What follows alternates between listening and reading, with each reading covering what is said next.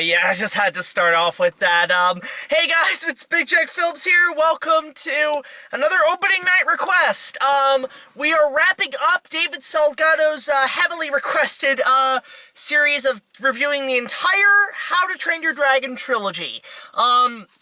Basically, David Salgado had mailed us the entire trilogy on DVD. I've only had the first one, but he gave us this really nice set with all three films. Not one of those flip CD bullshit. It comes with all three movies in one DVD case, which is great. I love these. But we're here to talk about the third chapter in the series, How to Train Your Dragon, The Hidden World. And there's no 3 in the subtitle, which is the complete opposite of something like Turtles 3, where it completely ignores the subtitle. This one just ignores the number, which is odd because it just doesn't feel right. It just feels like it should have 3 in the title. Now, in terms of the entire trilogy, we'll get to in a sec, but I just want to lay off, basically what the plot of How to Train Your Dragon, The Hidden World is. Basically, it's a couple years after the second one, obviously. Hiccup is now chief of Burke, and they always open with, "This is Burke," blah, blah, blah. It's this, the stuff. We got, obviously our characters are back. But there's obviously a new villain in town, this time with venom dragons, ooh. And the villain is played by F. Murray Abraham, surprisingly, and I really like him in the movie By the Sword, which is a great big Karate Kid Rocky meets fencing. It's awesome. So he's our bad guy, and he wants to obviously kill all the Night Furies, and so basically Hiccup, Toothless, and the gang have to regroup to another place. And in doing so, he is struggling with obviously planning his marriage with Astrid, which they're finally getting married, It's just like Aladdin, the King of Thieves. And then also, as they're coming along, Toothless, who is a Night Fury, comes across a Light Fury, which is a white albino Night Fury, who is, of course, female. So we've got King Kong Live scenario. We've got another one that's female, so that means little smashy.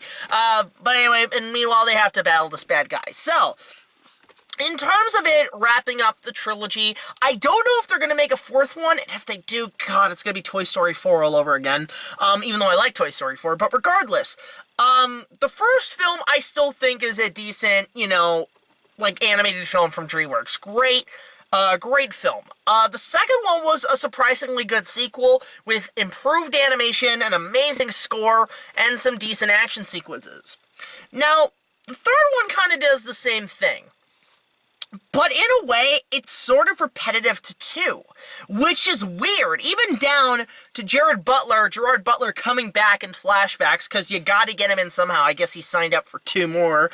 Little did they know they killed him in the second movie. Spoilers. But, in terms of comparing it to 2, I found it kind of, it's there. And that's why I think they called it The Hidden World.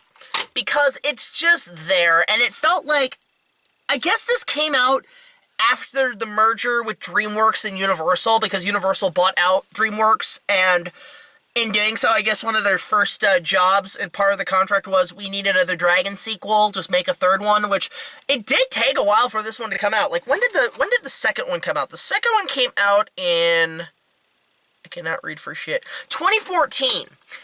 And the 3 came out in 2019, so fans had to wait about 4 or 5 years for another sequel, which is okay in my books. It gives them time to plan.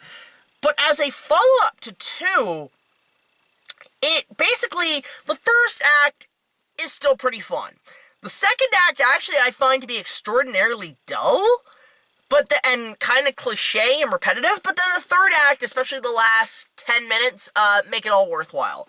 So, in comparison to 2, it's kind of an underwhelming sequel in that sense, but as a wrap-up to this trilogy, which, by the way, I really enjoyed the ending to this. Really wrapped up really nicely. It pretty much was, I guess the idea was they kind of wanted to do a 4th one and have a continuing series, but I guess the creators were just like, yeah, let's just wrap this up, no more sequels. They pretty much made it sequel-proof, down to the final line in the film. But, again, it's just the same as 2, if not, maybe a little less so. Yes, there's more dragons, yes, there's more creative designs, but it's just about the same as 2. And again, less. Like, I'll say this. One thing this entire trilogy really lacked was, I'm not gonna lie, pretty lame villains. The first villain, Drago, I think his name was, again, very generic bad guy. And then this one, it's the same thing. All these guys look evil. In fact, this one looks like the fucking critic from Ratatouille, which I thought was funny. But none of these villains came off as three-dimensional. They came off as two-dimensional. They were very generic Dark Lord bad guys that had a past with Hiccup's father and the old groups of Vikings and stuff. So it was very generic in that sense. However, given the first film was, you know, simple animated comedy with some heartwarming moments, the second film was much more of an action movie. The third film is actually more of a love story. In fact, I'll say this about this film. This is probably the most sensual, intimate film in the series, and probably one of the most intimate animated films I've seen. Like, obviously they take a lot of elements from, like, I saw a little bit of, like, different animated references, so I saw a little bit of Lion King in there with Can You Feel the Love Tonight. I saw a little bit of, even Bambi, like, the stuff with Toothless and the Light Fury is very much out of, I guess, inspired by Bambi, when Bambi meets Feline again as an adult, and there's all those clouds and everything. You see a lot of that in this one. Some characters are kind of pushed to the side, because I really liked Kit Harington's character in the second one, and in this one he's almost like a small role. It's like a very mild cameo, I guess, because, hey, Kit Harington, we know you're working on Game of Thrones and you're making $1 bajillion, so we're only going to pay you a little bit because we can't afford you. All the money went off to paying off from fucking Universal, but, in terms of, yeah, so there's that character. Then you got this weird thing with, like, the bully guy, I can't remember who his name is, who's kind of hitting on Hiccup's mom, which is really weird. This is, like, going into some awkward Carl with Jimmy Neutron's mom territory, and it's just creepy. It's really creepy. But yeah, it's just, all these characters are just, they're there, they do their thing, but it basically combines a lot of stuff. You've got a little bit of Lion King, you got a little bit of Bambi, you got a little, even with a lot of the people, a lot of Game of Thrones in this one, especially in the colors. But in terms of, like, character relationships, you know, everybody's pretty much good. There are some improvements with the relationship between Hiccup and Toothless. It wraps up very nicely at the end.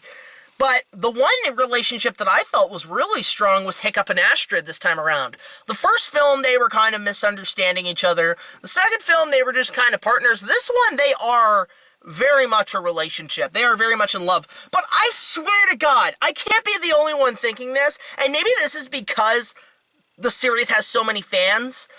I was literally, every time I saw them on screen, I am literally quoting, Tourette's guy, where it's like, we're gonna fuck or what? Literally, like, you can tell. It's like, can you motherfuckers just smash already? Like, you're of age. Why aren't y'all, like, what did Blasphemous HD would say? It's like, about, like, Inuyasha Kagome, it's like, why aren't y'all smashing yet? Why aren't y'all fucking? That's pretty much this entire relationship. It's steaming with that tension, and you're just like, oh my God, just get a room already! Fuck, for God's sakes! Oh, man, but yeah, you know what? I'll say, so, it is very much the same. Even the score this time was a little underwhelming compared to the first. But I know a lot of people came out of this apparently really teary-eyed and everything. I didn't think so. It wasn't Toy Story 3 vibes of crying or emotion or anything. I just thought it was kind of predictable, too, with this film. And it was very kind of like, okay, we all know what's gonna happen, this is gonna happen, and this and that. But, I'll say this, so spoilers for those who haven't seen it. You know, Hiccup tells Toothless, go do your thing, buddy. Go do your thing, run the hidden world. Which, by the way, the hidden world of this is actually visually incredible. Like, it kind of becomes Pandora in that sense, like Avatar, where it's all kind of neon colors. It reminds me of, like, one of those neon light miniature golf courts and/or laser tag arenas, which I used to go to as a kid. But it had that look to it, and I love the colors of it.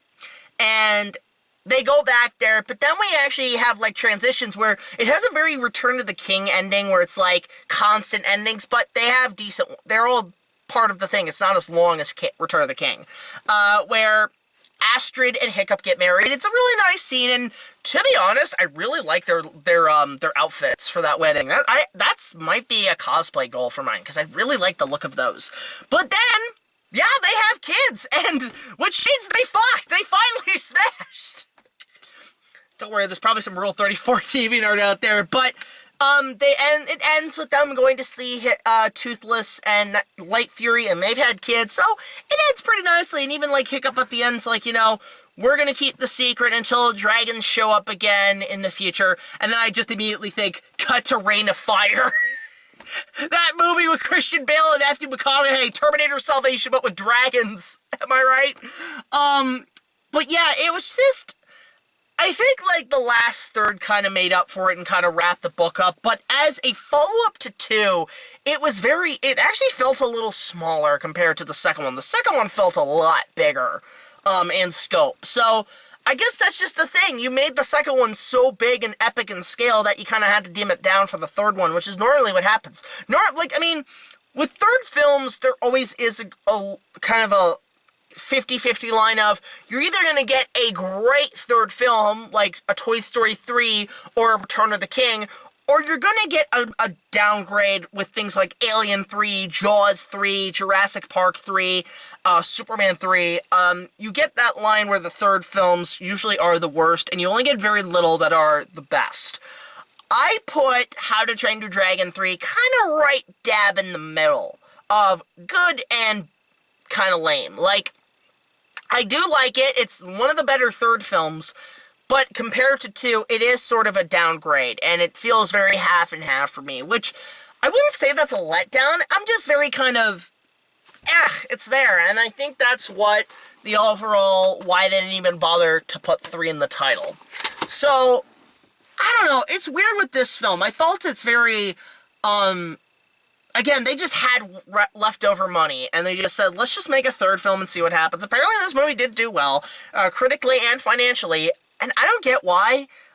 Again, I know there's fans out there of this series. I mean, I'm very just a one-time viewer, which I think it's fun. I'm not as a hardcore fan as most are. In fact, I know there's a cosplayer I know who's a really cool guy I've met at Renaissance fairs, and he does an amazing Hiccup. And can I be honest, like, okay, I'll admit this does have a lot more human-on-human action, and compared to the second one, a lot more sword fights, which I could really appreciate. The battle scenes are still a lot of fun. That's one of the things I look for. But the other thing is, too, is, like, dragon fights for me.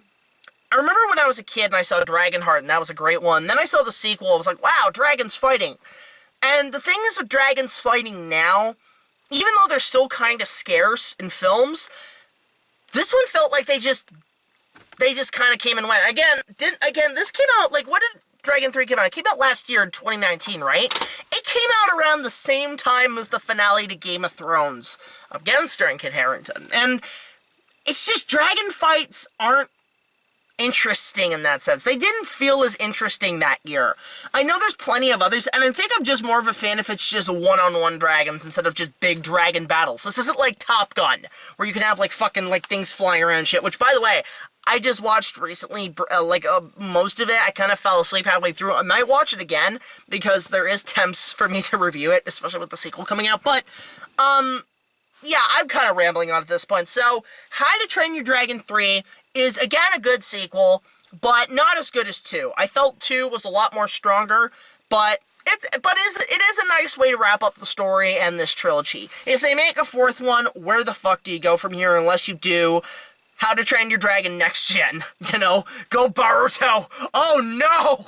Oh, that would be awful, but I'd give, like, did I give the second one a 9? I'm gonna give this one maybe like a 7. About a 6.5 or a 7 out of 10. Again, it's a good sequel, but it's kind of forgettable. It is a little forgettable minus the third act.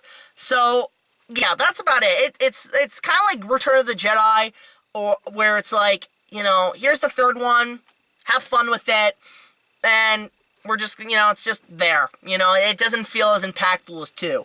So, yeah, 6.57 out of 10 for me. It's a good sequel. But now let's go to the second one. And in terms of watching the overall trilogy, I want to say thank you, David Salgado, for sending me these. I actually had a really fun time watching these once a week and really getting into the entire franchise. It's a decent franchise for DreamWorks, I think, next to Shrek. And to be fair, I like this a bit more than Shrek. Thank you, Internet. You've ruined Shrek for me. I hate Shrek. And if you ask me to do the series and episode, it's like, no. No, movies are where I draw the line with DreamWorks. I know with every franchise they do these short films or these TV series. I have zero interest in those shows. Like, movies are all I can do with franchises like this, especially if I'm not as hardcore as most. So, I overall really enjoyed the How to Train Your Dragon trilogy. I think for any family entertainment, it's absolutely perfect for, like, all ages. For kids, adults, I can see why it has its fans. And I can see why, as a series of animated films, they're amazing and visually stunning. So, I had fun with them. So yeah, guys, what are your thoughts on How to Train Your Dragon 3, The Hidden World? That's what I'm calling it. I'm calling it 3, The Hidden World. I don't care if there's no number title. Let me know in the comment section below, along with the entire trilogy, and if you're fans of How to Train Your Dragon. If I missed anything, let me know. But yeah, I'm just kind of just the casual viewer. I did enjoy it for what it is, and it's a fun series. So, until the next video, guys, like, comment, subscribe, and I will see you guys later. This is BigJackFilms signing off, saying, next opening night, I'm going to be doing a once-a-month review of a series that, if How to Train Your Dragon is a great series of films, these next ones, they're not good. They're not good at all. And these are going to be once a month, and do you want to know why? Because they're Patreon requests. Again, and that's one of the things I want to bring up. If you guys want me to review a certain set of movies, I know I'm extending this. If you guys want me to review a certain set of movies, you can send me the movies in our mailing address at BigJackFilms, P.O. Box 326, Queensville, Ontario, L0G1R0, along with fan letters or whatever. But if you really want us to talk about a movie, you can donate to our Patreon. If you donate $5, you can get a once-a-month opening night request. So, what's our Patreon-sponsored review next time on opening night? Twilight. The first Twilight, which I have never seen. I've been dreading this, because guess who donated? Damn you, sister!